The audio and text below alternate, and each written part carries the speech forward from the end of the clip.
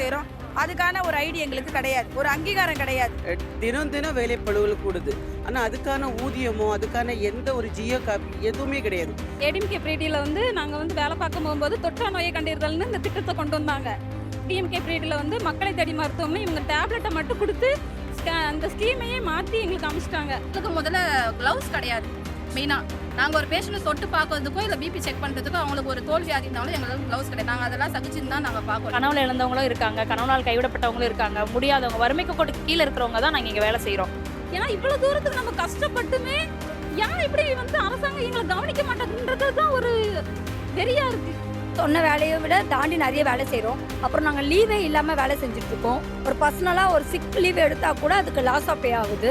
எங்கள் கண்ணு முன்னே பார்க்கும் ஊழல் ஊழல் உள்ள அவ்வளோ ஊழல் இருக்கு. இது ஸ்டாலின் அவங்க வந்து கண்டுக்காம இருக்காங்க. அங்கே தேவைப்பட்டோம், இப்போ நாங்கள் தேவையில்லை. ஆனால் இப்போ எலெக்ஷனுக்கு எங்களை யூஸ் பண்ணிப்பாங்க.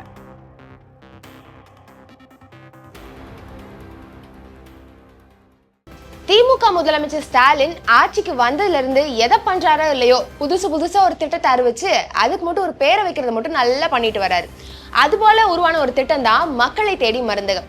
இந்த திட்டம் மூலமா தொற்றா நோய்கள் மூலம் பாதிக்கப்பட்டவங்களை கண்டறிஞ்சு வீட்டுக்கே போய் மருந்து வழங்கப்படும்னு சொன்னாங்க. மேலும் பாதிக்கப்பட்டவங்க உடல்நிலை குறித்து பராமரிச்சு கொள்ளப்படும்னு அறிவிச்சாங்க.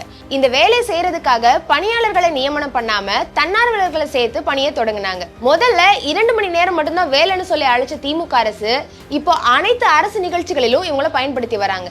ஆனா இவங்களுக்கு மாத சம்பளம் வெறும் 5500 மட்டும்தான் கொடுக்கப்படுது.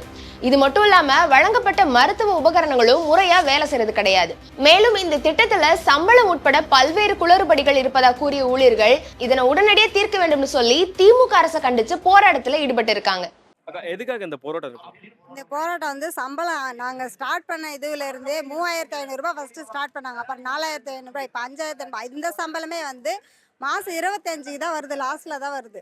ஃபர்ஸ்ட் கேட்குறோம், ஒரு 5 10க்கு கேட்குறோம், அப்போ கூட வரவே இல்லை. ப்ராப்பராக ஒரு மாநகராட்சி ஹாஸ்பிட்டலில் வேலை செய்கிறோம். அதுக்கான ஒரு ஐடி எங்களுக்கு கிடையாது, ஒரு அங்கீகாரம் கிடையாது. ஆனால் வந்து நாங்கள் என்ன பண்ணுறோம், எங்கள் உயிரை கொடுத்து நாங்கள் வேலை செய்கிறோம். தினம் தினம் வேலைப்பளுவில் கூடுது. ஆனால் அதுக்கான ஊதியமோ அதுக்கான எந்த ஒரு ஜியோ காப்பி எதுவுமே கிடையாது. நாங்கள் ஒரு எடுப்பார் கைப்பிள்ளை மாதிரியே ஒவ்வொரு ஆஸ்பத்திரிலையும் நாங்கள் போய் உட்காந்துருக்கோம். நீ இப்போ வாண்ண போகணும், என்ன வேலை சொன்னாலும் நாங்கள் செய்கிற மாதிரி கக்கூஸ் வரைக்கும் கழுவுன மாதிரி இருக்கோம். நாங்கள் வந்து முதல்ல இருந்து 7 வருஷம் வேலை பார்த்துட்டு இருக்கோம். ஏடிஎம்கே பிரீடியில் வந்து நாங்கள் வந்து வேலை பார்க்க போகும்போது தொற்றா நோயை கண்டறிதல்னு இந்த திட்டத்தை கொண்டு வந்தாங்க. அதுக்கப்புறமாட்டி இப்போ டிஎம்கே பிரீடியில் வந்து மக்களை தேடி மருத்துவமனை இவங்க டேப்லெட்டை மட்டும் கொடுத்து அந்த ஸ்கீமையே மாற்றி எங்களுக்கு அமைச்சிட்டாங்க. ஒரு நாளைக்கு ஊரக வேலையில் வந்து ஒரு நாளைக்கு 330 ரூபா சம்பளம். அந்த சம்பளம் கூட எங்களுக்கு இல்லைன்னா அப்போ நாங்கள் அந்த வேலையில் எவ்வளோ நேரம் வேலை பார்க்குறாங்கன்னு சொல்லுங்கள். இப்போ ஒரு ஏஎன்சி பதிவு பண்ணுறதுனா கூட அந்த ஊர் மக்கள் எங்களுக்கு தான் ஃபோன் பண்ணுறாங்க. இப்படி வந்து கன்சீவாக இருக்காங்க, என் வீட்டில் ஒரு பொண்ணு கன்சீவாக இருக்குது, நாங்கள் என்ன பண்ணணும், தடுப்பூசி எங்கே போட்டுக்கணும், தடுப்பூசிக்கு அட்டை போடணும், கம்பல்சரி நம்ம கவர்மெண்ட்டோட ஆர்டர் தான். அந்த அட்டை போடுறதுக்கு கூட WHO எங்களை தான் கேட்குறாங்க மக்கள். எங்கள் VHNையோ எங்கள் MLHPயோ கேட்கறது கிடையாது. நாங்கள் தான் அங்கே முக்கியமாக இருக்கோம். ஆனால் எங்களுக்கு உண்டான ஊதியம் எதுவுமே கிடையாது. இவ்வளவு வந்து இதுல குறைபாடு இருக்குன்னு சொல்றீங்க, இந்த ஸ்கீம்ல வந்து இவ்வளவு நீங்க பிரச்சனை இருக்குன்னு சொல்லிட்டு இருக்கீங்க. இது சம்பந்தமா உங்க துறை அமைச்சர்கிட்ட இதை பத்தி பேசிருக்கீங்களா, சொல்லிருக்கீங்களா, கோரிக்கை சொல்றீங்களா? அவர் என்ன சொல்லியிருக்காரு? எத்தனை தடவையே சொல்லியாச்சு, எந்த ரெஸ்பான்ஸுமே கிடையாது. எல்லாமே வந்து மேலிடத்துல இருந்து அவங்க பண்றாங்க, எல்லாமே அவங்க வேலை பார்க்குறாங்க, நாங்கள் வேலை செய்யாத மாதிரிக்கு எல்லாருக்குமே தெரியுது. இதுதான் காரணம்.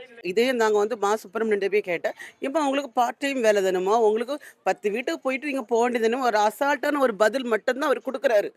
ஆனால் அந்த பதிலுக்கு உள்ளே இருக்கிற வேதனைகள் அவருக்கு புரியல. அந்த அசால்ட்டான பதிலில் மாத்திரை பேக் ஆகி வராது, கேட்டால் ஆள் இல்லை, மெடிசன் இல்லை அப்படிங்கிற ஒரு குறைகள் நிறைய வருது.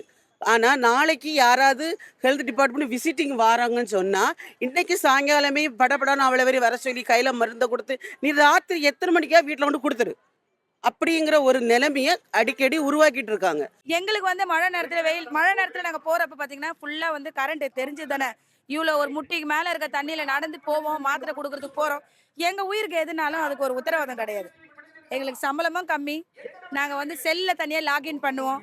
எல்லாம் ஒரு கேம்ப் அட்டென்ட் பண்ணுவோம். ஆரம்ப சுகாதாரம் நடத்துகிற எல்லா கேம்ப்லையும் பிபி சுகர் நாங்கள் தான் பார்ப்போம். எங்களுக்கு முதல்ல க்ளவுஸ் கிடையாது.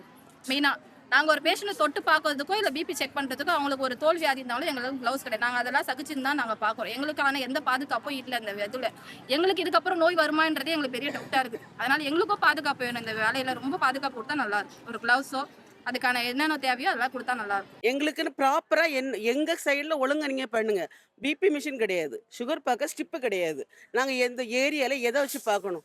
எங்கள் வேலையே அந்த ரெண்டும் தான். இந்த ரெண்டுக்கும் மிஷினும் கிடையாது, ஒன்றும் கிடையாது. அது ரெண்டாவது, நீ ஏரியாவுக்கு போனியா அதுக்கு ஒரு லொக்கேஷனை போடு. எதுக்கு?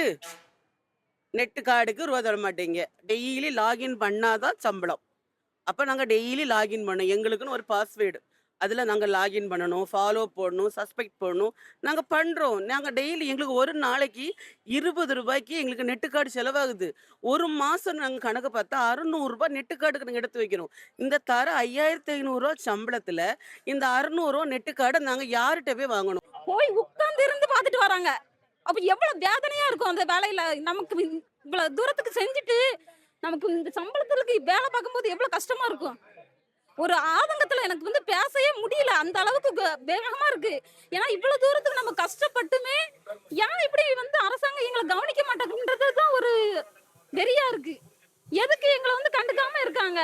எங்களுக்கும் ஒரு முன்னுரிமை கொடுக்கலாமே. நாங்களும் பெண்கள் தானே, இவ்வளவு தூரத்துக்கு கஷ்டப்படுறோமே. ஏரியாக்குள்ள போனா, ஒரு நாங்க தெருக்குள்ள போனாலே நாய் எங்க பின்னாடி துரத்துது. அந்த அளவுக்கு நாங்க எல்லா இடத்துலயும் கஷ்டப்பட்டு தான் ஒரு வீட்டு வாசல்ல நின்று போய் எம்மா எம்மான்னு நாங்க 10 தடவை கூப்பிட்டு அவங்க கதை திறப்பாங்க. எவ்வளவு தூரத்துக்கு அப்ப நாங்க கஷ்டப்படுறோம். ஒரு தடவை நாய் கடிச்சிருச்சு எங்களை. அந்த அளவுக்கு நாங்க கஷ்டப்பட்டு தான் ஏரியாவுல போய் டேப்லெட் கொடுத்துட்டு வந்துட்டு இருக்கோம். அப்போ எதுக்கு எங்களை பத்தி யாருமே கண்டுக்கிடவே மாட்டேங்காங்கன்னு தான் தெரியல. ரொம்ப கஷ்டமா தான் இருக்கு. என்ன பண்றது? நாங்களும் குழந்தை குட்டிகளெல்லாம் விட்டுட்டு வந்திருக்கோம். நிறைய பேர் முன்னாடி ஸ்டேஜ்ல சொன்ன மாதிரி கனவுல இழந்தவங்களும் இருக்காங்க, கனவுனால் கைவிடப்பட்டவங்களும் இருக்காங்க, முடியாதவங்க, வறுமைக்கு கோட்டுக்கு கீழே இருக்கிறவங்க தான் நாங்க இங்க வேலை செய்யறோம். எல்லாருமே டிகிரி முடிச்சவங்களா தான் இருக்கிறாங்க. யாருமே வந்துட்டு 10th 12th படிச்சவங்க கிடையாது. எல்லாருமே ஒவ்வொரு கிராஜுவேட்டா தான் இருக்கோம். நாங்க அந்த அளவுக்கு இருந்து எங்களுக்கு வந்து எங்கேயுமே மதிப்பே கிடையாது, அங்கீகாரங்கிறதே கிடையாது. ஒருத்த பேஷண்ட் நம்ம போய் கேட்கறோம்னா நாங்க ஏரியாவுக்கு போறோன்றதுனால எங்களை கேட்கறாங்க. பட் ஆனால் எல்லாருமே எங்களுக்கு தெளிவா பதில் சொல்லுவாங்கன்றது அர்த்தம் கிடையாது. கட்சிக்காரங்களும் சரி, வெளியே போனா நாங்க இதுல இருந்து வந்தோம் அப்படின்னா எங்களுக்கு மரியாதை கிடையாது. அந்த இடத்துல ஐடி கார்டு ஒரிஜினலா சொல்லி எங்களை கேட்கறாங்க, யூனிஃபார்ம் ஒரிஜினலா சொல்லி கேட்கறாங்க. என்ன இதுல வந்து நீங்க வீட்டுக்குள்ள வந்து செக் பண்றீங்கன்னு சொல்லி கேட்கறாங்க. வீட்டை தாண்டி உள்ள போகும்போது ஆட்களோட இது எங்களுக்கு கிடையாது. நாங்க லேடிஸ், நாங்கள் வந்து உள்ளே போகும்போது ஒரு ஜென்ஸோ இல்லை அவங்க மற்றபடி இருந்தாங்கன்னா அதை நாங்கள் எதுவும் பண்ண முடியாது. அந்த மாதிரி நிறைய விஷயம் இருக்குது. எங்களுக்கு நிறைய பிரச்சனைங்க உள்ள அதிகமாக இருக்குது. ஆனால் அவங்கள பொறுத்த வரைக்கும் அவருக்கு நம்ம மு.க. ஸ்டாலின் ஐயா அவங்க வந்து அவார்டுலாம் வாங்கினாரு. எங்களோட இதுவை வச்சு தான் அவார்டு வாங்கினாரு. பட் நாங்கள் நடுத்தரில் இன்னைக்கு நிற்கிறோம். எங்களுக்கான பதில் எதுவுமே கிடையாது சுத்தமாக. மழையா இருந்தாலும் வெயிலாக இருந்தாலும் எங்கள் வேலை பார்த்தீங்கன்னா எப்பவுமே இருக்கும். ஞாயிற்றுக்கிழமை மட்டும்தான் ஒரு நாள் எங்களுக்கு லீவு, தவிர மற்ற நாள்லாம் எங்களுக்கு லீவுலாம் கிடையாது. திங்கக்கிழமைலேருந்து செவ்வாய்க்கிழமை வரைக்கும் எங்களுக்கு வேலை. காலையில் போயிட்டு ஒரு பேஷண்ட்டுக்கு வீடியோட செக் பண்ணிவிட்டு அவங்க இல்லாத பட்சத்தில் திருப்பவும் நாங்கள் ஈவினிங் போவோம். சொன்ன வேலையை விட தாண்டி நிறைய வேலை செய்கிறோம். அப்புறம் நாங்கள் லீவே இல்லாமல் வேலை செஞ்சுட்ருக்கோம். ஒரு பர்சனலாக ஒரு சிக் லீவ் எடுத்தால் கூட அதுக்கு லாஸ் ஆஃப் பே ஆகுது. அவங்க அதை வந்து யோசிக்க மாட்டாங்க. ரொம்ப சம்பளம் அதிகமாக வாங்கினா கூட பரவாயில்ல, ரொம்ப குறைவான சம்பளம் வாங்குகிறோம். அதை கொஞ்சமும் மனசில் ஏற்றுக்காமல் நாங்கள் ஒரு சிக் லீவ் எடுத்தால் கூட எங்களுக்கு லாஸ் ஆஃப் பே போட்டு வர்றாங்க. இன்னைக்கு ஸ்டாலின், உங்களுடன் ஸ்டாலின், நலமுடன் ஸ்டாலின் கேம்பு போடுவாங்க. இந்த கேம்பில் நாங்கள் படுக கஷ்டம் வெளியில் யாருக்காவது தெரியுதா? இந்த கேம்பை 3 நாளைக்கு முந்தையே நாங்கள் ஏரியாவுக்கு போகக்கூடாது, அரேஞ்ச் பண்ண போகணும். டெஸ்க் பெஞ்சு தூக்க போகணும், அவங்களோட கக்கூசை கழுவணும், அவங்க கொண்டு வர அத்தனையும் அங்கங்கேயே அரேஞ்ச் பண்ணணும். இதை 2 நாள் அங்கே பண்ணணும். 3ஆம் நாள் காலையில் அது என்ன பண்ணுமே எனக்கு தெரியாது. உன் மாப்பிள்ளை செத்தானோ, உன் பிள்ளை செத்துச்சோ, அதெல்லாம் கவலை கிடையாது. நீ 5 மணி தான் அங்கே வந்து நிற்கணும். சிஎம் சார் வந்து ரொம்ப பெருமையா ஆரம்பிச்ச ஒரு திட்டங்க இந்த மக்களை தேடி மருந்தகம் அப்படின்றது. இப்போ இதுக்கான ஃபண்ட் எதுவும் உங்களுக்கு வந்து அலாட் பண்ணலீங்களா? டிராவல் அலவன்ஸ்ல எதுவும் கொடுக்கறது இல்லைங்களா உங்களுக்கு? அப்படிலாம் இல்லை, அப்படிலாம் கிடையாது. எங்களுக்கு 4500 ரூபாய் வந்து அதாவது ஊக்கத்தொகை வருது. 1000 ரூபாய் இன்சென்டிவ் மாதிரி. அது அந்த 4500 ரூபாய் சேலரினா 1000 ரூபாய் ஊக்கத்தொகை பார்த்தீங்கன்னா நாங்கள் வராத பட்சத்தில் அது எங்களுக்கு வராது. எங்களுக்கு ஸ்கீமுக்கு பேர் வச்சாங்க, ஆனால் சோறு போடலைன்ற கதை மாரி தான். அவங்க அதை ஏற்றுக்கிட்டாங்க. அவங்க எப்படி இருக்கிறாங்கன்னு எங்களை அவங்க வந்து பார்த்து எங்களுக்கு உண்டான அவங்களுக்கெல்லாம் கிடைக்குதாம்மா அப்படின்னு வரைக்கும் நேரில் பார்த்து எதுவுமே கேட்க மாட்டாங்க. எங்கள் கண்ணு முன்னே பார்க்கும் ஊழல் ஊழல் உள்ள அவ்வளோ ஊழல் இருக்கு. அவங்களுக்கு பணம் அவ்வளோ சம்பளம் வாங்கியும் இந்த வார ஃபண்டு எடுக்கலைன்னா அவங்களுக்கு நிம்மதியே இல்லை போல. சரி, இந்த பிள்ளைக்கு கஷ்டப்படுது, வார ஃபண்டுல இருந்து இந்த பிள்ளைங்களுக்கு மாசம் சரி நெட்டு கார்டுக்காவது நம்ம அரேஞ்ச் பண்ணி கொடுப்போமே ஒருத்தருக்கு கூட தோண மாட்டேங்குது. இது ஸ்டாலின் அவங்க வந்து கண்டுக்காம இருக்காங்க. இவங்க எங்க கூட வந்து அந்த 2 மணி நேரம் வேலைன்னு தான் சொல்றாங்க. அந்த 2 மணி நேரம் அவங்க எங்க கூட இருக்கட்டும். அவங்களுக்கு எவ்வளவு தரம் நாங்க எவ்வளவு கஷ்டப்படுதுன்னு தெரியும். அந்த 2 மணி நேரம் அவங்க எங்க பின்னாடி வரட்டும், நாங்க என்ன வேலை பாக்குறோம்னு தெரியட்டும். ஓட்டு வாங்கணும்ல, ஓட்டு வாங்கணுன்றதுனால அவங்க இப்படி பண்றாங்க. அவ்வளவுதான். வேற என்னோட கருத்து, தனிப்பட்ட கருத்து எதுவும் இல்லை. இது எங்களோட ஒட்டுமொத்த கருத்து இதுதான். நாங்க தேவைப்பட்டோம், இப்போ நாங்கள் தேவையில்லை, ஆனால் இப்போ எலெக்ஷனுக்கு எங்களை யூஸ் பண்ணிப்பாங்க. இப்படி நாங்கள் ஸ்கீம் கொண்டு வந்திருக்கோம், இதனால இவ்வளோ பேர் பயனடைஞ்சிருக்காங்கன்னு டேட்டா வைஸ் சொல்லுவாங்க, கொடுப்பாங்க. அந்த டேட்டாவே எங்களால் தாங்க அவங்களுக்கு கிடைச்சதுன்னு அவங்களுக்கு தெரியாது. அதுதான் வருத்தமாக இருக்கு. ஏன் அவருக்கு அது புரியலை, சிஎம் சாருக்கு ஏன் புரியலைன்னு தெரியல எங்களுக்கு. அரசியல்ல உண்மையா என்னதான் நடக்குது தெரிஞ்சுக்க நாளை நமதே சேனலை சப்ஸ்கிரைப் பண்ணுங்க.